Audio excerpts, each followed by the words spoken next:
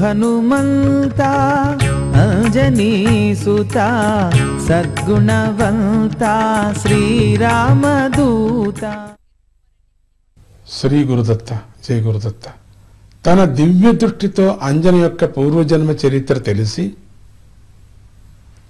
ఆమెను ఇట్లా ఓదార్చుకొని వచ్చాడు. చూడమ్మా అంజన, నువ్వు రాధాంతర కల్పంలో సుకన్య అనేటువంటి గంధర్వ కన్యగా ఉండి వాయుదేవుడి శాపానికి గురి అయ్యావు. తరువాతి జన్మలో బ్రాహ్మణ పత్నిగా జన్మించి అపారమైనటువంటి తపశ్శక్తిని సంపాదించావు. ఈ జన్మలో ఆ వాయుదేవుడి శాపం అనుభవానికి వచ్చింది నువ్వు. ఇక ఈ జన్మలోనే తపఫలితంగా నువ్వు శివుడి యొక్క వరాలను అందుకోగలవు అని చెప్పుకున్నాం కదా. నీ జన్మ ఉద్దేశాన్ని తెలుసుకో.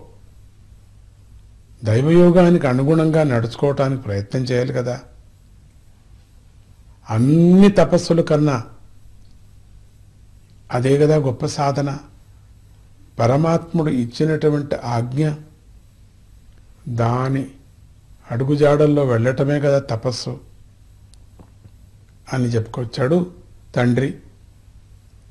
నాన్నగారు చేసినటువంటి ఈ ఉపదేశంతో అంజన సమాధానపడి వానరుల ఇంటికి చేరి క్రమంగా వానర జీవితానికి అలవాటు పడిందిట. ఇక ముందు మంచి ఒక ఘట్టం చెప్పుకోబోతున్నాం మనం. కుంజర వానరరాజు తన దత్తపుత్రికి అయినటువంటి అంజనాదేవిని కేసరికి ఇచ్చి వివాహం చేశాడు. ఆ దంపతులకు చాలా కాలం సంతానం కలగలేదు. ఆ దంపతులకు మతంగ మహర్షి గురువుగా ఉండేవాడు. ఆయన అంజనాదేవిని సంతానం కోసం తపస్సు చేయమని ప్రోత్సహించాడు. ఆమె తన భర్త అనుమతి తీసుకొని వృషభాద్రి మీద శివుణ్ణి గురించి తపస్సు చేయసాగింది. ఆమె తపస్సు చేస్తున్నటువంటి రోజుల్లో వాయుదేవుడు ఆమెకు రోజు ఒక పండును పంపిస్తూ ఉండేవాడు. ఆమె దాన్నే ఆహారంగా తీసుకుంటూ తపస్సు చేస్తూ ఉండేది. ఒకరోజు వాయుదేవుడు తనలో ఉన్న శివ తేజస్సును ఒక పండుగా చేసి అంజనాదేవికి ప్రసాదంగా పంపాడు. అది శివ తేజస్సు అని తెలియని అంజనాదేవి రోజులాగానే ఆ రోజు కూడా ఆ పండుని తినేసింది. కొంతకాలానికి అంజనాదేవికి తాను గర్భవతిని అయ్యానని తెలిసింది. భయపడింది. ఇంతలో అంజనాదేవి, భయపడకు, ఇది శివుడి యొక్క సంకల్పం. నీ గర్భాన మహాత్ముడు జన్మించబోతున్నాడు అని ఆకాశవాణి పలికింది.